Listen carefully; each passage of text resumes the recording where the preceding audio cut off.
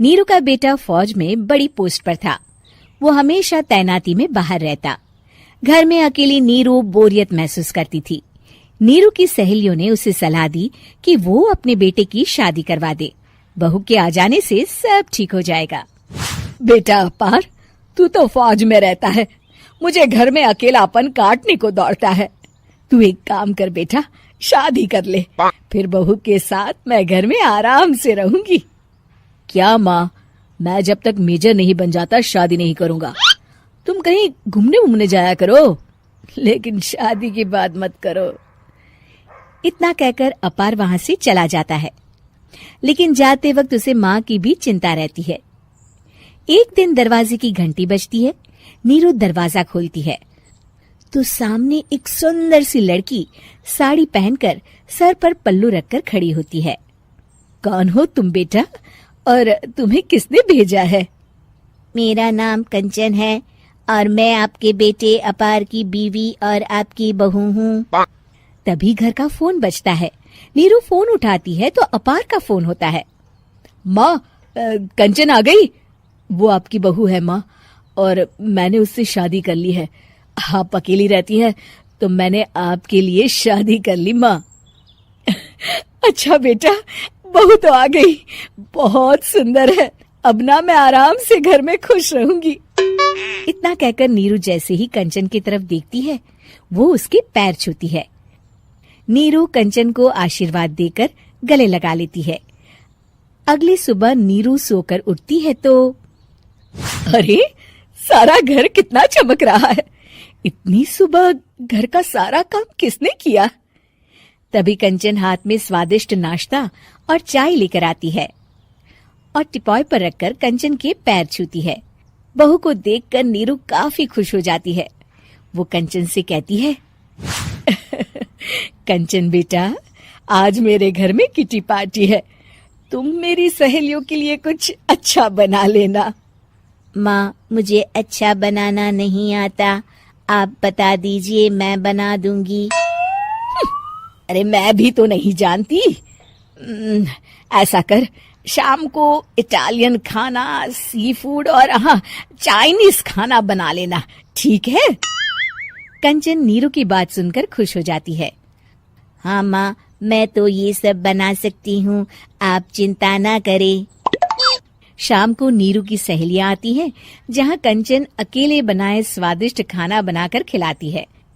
वो सारी सफाई कर सबको खुश कर देती है। कंचन अंदर किचन में जाती है कि तभी नीरू की सहेली बोल पड़ती है। अरे नीरू, तेरी बहू तो बड़ी परफेक्ट है, तेरी हर बात मानती है और सारा काम भी अकेले करती है, तुझे शिकायत का मौका भी नहीं देती। लेकिन क्या फायदा, बेचारी नीरू का जीवन तो बहू के आने के बाद भी बोरिंग का बोरिंग ही रहा।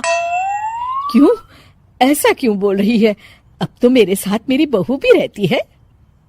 हाँ, रहती तो है, लेकिन मैं ऐसी लड़कियों को बहुत अच्छे से जानती हूँ। ये सारे काम इसलिए करती है कि तुझे लड़ाई करने का कोई मौका ना मिले और तू फ्रस्ट्रेट हो जाए, समझी? नीरू भोली सूरत बनाकर कहती है, नहीं, मैं नहीं समझी। अरे, घर में सास बहू की लड़ाई ना हो तो घर भी भला घर लगता है क्या? मेरे घर में ही ले ले। सुबह से बहू के साथ लड़ाई में इतनी चहल पहल रहती है कि मन हमारा भी लगा रहता है और पड़ोसियों का भी। नीरू मन में सोचती है, बात तो सही है, अगर ये मेरी शिकायत के बिना ही हर काम कर देगी तो मैं क्या करूंगी? रात को नीरू सोने के लिए कमरे में जाती है, जहाँ कंचन उसके पैर दबाने लगती है। नीरू को अच्छा तो लगता है, लेकिन वो किसी भी तरह से उससे लड़ाई करना चाहती है। बहू, दर्द पैर में नहीं सर पर है और तू मेरे पैर दबा रही है। मैं सर दबा देती हूँ माँ जी। ये कहकर वो उसका सर दबाने लगती है। तू एक काम कर, मेरे लिए बादाम वाला दूध ले आ, जा। कंचन जाकर सास के लिए दूध ले आती है। अब नीरू उसे जो कहती कंचन झट से कर देती। बहू, जरा छत से जाले निकाल दे। जी माँ जी। कंचन 5 मिनट में ही पूरे घर के जाले साफ कर देती है।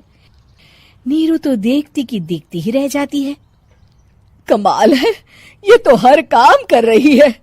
तरस गई मैं तो इससे लड़ाई करने को। इतना कह के नीरू चली जाती है। नीरू को एक दिन कंचन पर इतना गुस्सा आता है कि वो सोच लेती है आज तो उससे लड़कर ही रहेगी। मौका देखकर नीरू कंचन को पैर से लंगड़ी देकर गिरा देती है, जिसके बाद जो होता है नीरू को विश्वास ही नहीं होता। जमीन में 2 भागों पर गिरी कंचन के सारे पुर्जे बिखर जाते हैं।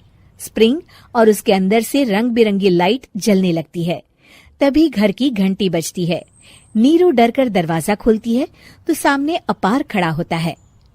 क्या हुआ माँ, तुम इतना डर क्यों गई? कंचन ने कुछ किया क्या? कुछ कहा क्या उसने?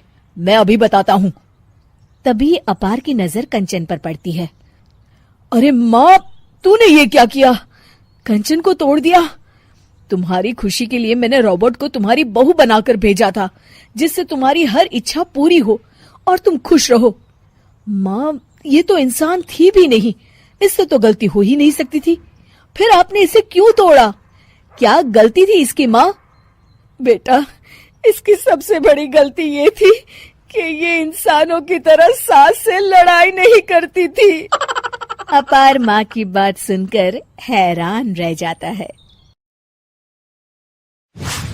नीरू का बेटा फौज में बड़ी पोस्ट पर था। वो हमेशा तैनाती में बाहर रहता।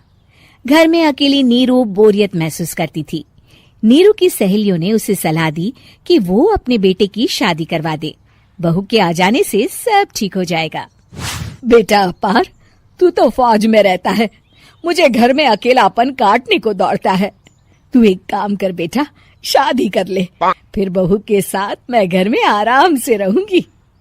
क्या माँ, मैं जब तक मेजर नहीं बन जाता शादी नहीं करूंगा। तुम कहीं घूमने जाया करो, लेकिन शादी की बात मत करो। इतना कहकर अपार वहां से चला जाता है, लेकिन जाते वक्त उसे माँ की भी चिंता रहती है। एक दिन दरवाजे की घंटी बजती है। नीरू दरवाजा खोलती है तो सामने एक सुंदर सी लड़की साड़ी पहनकर सर पर पल्लू रखकर खड़ी होती है। कौन हो तुम बेटा, और तुम्हें किसने भेजा है? मेरा नाम कंचन है और मैं आपके बेटे अपार की बीवी और आपकी बहू हूँ। तभी घर का फोन बजता है। नीरू फोन उठाती है तो अपार का फोन होता है। माँ, कंचन आ गई। वो आपकी बहू है माँ, और मैंने उससे शादी कर ली है। आप अकेली रहती है तो मैंने आपके लिए शादी कर ली माँ। अच्छा बेटा, बहू तो आ गई, बहुत सुंदर है। अब ना मैं आराम से घर में खुश रहूंगी। इतना कहकर नीरू जैसे ही कंचन की तरफ देखती है, वो उसके पैर छूती है। नीरू कंचन को आशीर्वाद देकर गले लगा लेती है। अगली सुबह नीरू सोकर उठती है तो अरे, सारा घर कितना चमक रहा है। इतनी सुबह घर का सारा काम किसने किया? तभी कंचन हाथ में स्वादिष्ट नाश्ता और चाय लेकर आती है और टिपॉय पर रखकर कंचन के पैर छूती है। बहू को देखकर नीरू काफी खुश हो जाती है। वो कंचन से कहती है, कंचन बेटा, आज मेरे घर में किटी पार्टी है, तुम मेरी सहेलियों के लिए कुछ अच्छा बना लेना। माँ, मुझे अच्छा बनाना नहीं आता, आप बता दीजिए, मैं बना दूंगी। अरे मैं भी तो नहीं जानती। ऐसा कर, शाम को इटालियन खाना, सी फूड और हाँ, चाइनीज खाना बना लेना, ठीक है? कंचन नीरू की बात सुनकर खुश हो जाती है। हाँ माँ, मैं तो ये सब बना सकती हूँ, आप चिंता ना करें। शाम को नीरू की सहेलियां आती हैं, जहाँ कंचन अकेले बनाए स्वादिष्ट खाना बनाकर खिलाती है। वो सारी सफाई कर सबको खुश कर देती है। कंचन अंदर किचन में जाती है कि तभी नीरू की सहेली बोल पड़ती है। अरे नीरू, तेरी बहू तो बड़ी परफेक्ट है, तेरी हर बात मानती है और सारा काम भी अकेले करती है, तुझे शिकायत का मौका भी नहीं देती। लेकिन क्या फायदा, बेचारी नीरू का जीवन तो बहू के आने के बाद भी बोरिंग का बोरिंग ही रहा। क्यों, ऐसा क्यों बोल रही है? अब तो मेरे साथ मेरी बहू भी रहती है। हाँ रहती तो है, लेकिन मैं ऐसी लड़कियों को बहुत अच्छे से जानती हूँ।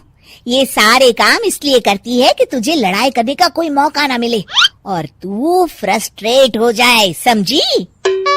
नीरू भोली सूरत बनाकर कहती है, नहीं, मैं नहीं समझी। अरे घर में सास बहू की लड़ाई ना हो तो घर भी भला घर लगता है क्या? मेरे घर में ही ले ले, सुबह से बहू के साथ लड़ाई में इतनी चहल पहल रहती है कि मन हमारा भी लगा रहता है और पड़ोसियों का भी। नीरू मन में सोचती है, बात तो सही है, अगर ये मेरी शिकायत के बिना ही हर काम कर देगी तो मैं क्या करूंगी। रात को नीरू सोने के लिए कमरे में जाती है जहां कंचन उसके पैर दबाने लगती है। नीरू को अच्छा तो लगता है, लेकिन वो किसी भी तरह से उससे लड़ाई करना चाहती है। बहू, दर्द पैर में नहीं सर पर है और तू मेरे पैर दबा रही है। मैं सर दबा देती हूँ माँ जी। ये कहकर वो उसका सर दबाने लगती है। तू एक काम कर, मेरे लिए बादाम वाला दूध ले आ, जा। कंचन जाकर सास के लिए दूध ले आती है। अब नीरू उसे जो कहती कंचन झट से कर देती। बहू, जरा छत से जाले निकाल दे। जी माँ जी। कंचन 5 मिनट में ही पूरे घर के जाले साफ कर देती है। नीरू तो देखती की देखती ही रह जाती है। कमाल है, ये तो हर काम कर रही है। तरस गई मैं तो इससे लड़ाई करने को। इतना कह के नीरू चली जाती है। नीरू को एक दिन कंचन पर इतना गुस्सा आता है कि वो सोच लेती है आज तो उससे लड़कर ही रहेगी। मौका देखकर नीरू कंचन को पैर से लंगड़ी देकर गिरा देती है, जिसके बाद जो होता है नीरू को विश्वास ही नहीं होता। जमीन में 2 भागों पर गिरी कंचन के सारे पुर्जे बिखर जाते हैं। स्प्रिंग और उसके अंदर से रंग बिरंगी लाइट जलने लगती है। तभी घर की घंटी बजती है। नीरू डरकर दरवाजा खोलती है तो सामने अपार खड़ा होता है। क्या हुआ माँ, तुम इतना डर क्यों गई? कंचन ने कुछ किया क्या? कुछ कहा क्या उसने? मैं अभी बताता हूँ। तभी अपार की नजर कंचन पर पड़ती है। अरे माँ, तूने ये क्या किया? कंचन को तोड़ दिया। तुम्हारी खुशी के लिए मैंने रॉबर्ट को तुम्हारी बहू बनाकर भेजा था, जिससे तुम्हारी हर इच्छा पूरी हो और तुम खुश रहो। माँ, ये तो इंसान थी भी नहीं, इससे तो गलती हो ही नहीं सकती थी। फिर आपने इसे क्यों तोड़ा? क्या गलती थी इसकी माँ? बेटा, इसकी सबसे बड़ी गलती ये थी कि ये इंसानों की तरह सास से लड़ाई नहीं करती थी। अपार माँ की बात सुनकर हैरान रह जाता है।